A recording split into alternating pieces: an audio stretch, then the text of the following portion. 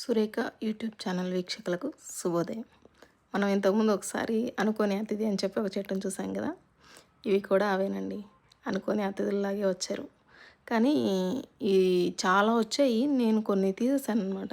చాలా తీసేసినా కానీ ఇదొకటి ఎలానో ఉండిపోయి వచ్చేసింది బాగా పైకి.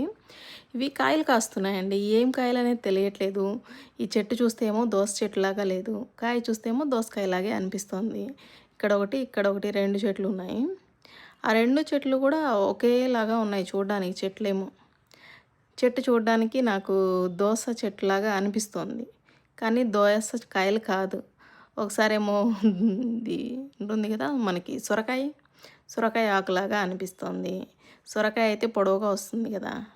ఇది ఏం చెట్టు అనేది అర్థం కావట్లా. మామూలుగా పాలినేషన్ అవ్వట్లేదు వీటికి. హ్యాండ్ పాలినేషన్ చేశాను. హ్యాండ్ పాలినేషన్ చేసిన వాటికి మాత్రమే కాయలు వచ్చున్నాయి. దీనికి ఒక కాయ, దానికి ఒక కాయ వచ్చున్నాయి. ఇంకా చాలా పిందులు ఉన్నాయి. కానీ పాలినేషన్ అనేది హ్యాండ్తో చేస్తేనే అవుతుంది వీటికి. అంటే ఎక్కువగా ఏమి ఈగలు రానట్టున్నాయి. మీకు తెలిస్తే మీరు కామెంట్ చేసి చెప్పండి ఏం చెట్టు అనేది. ఇవి చూస్తే మీకు ఏమన్నా అర్థమవుతుందా? అర్థమైతే కామెంట్ చేయండి. Thank you.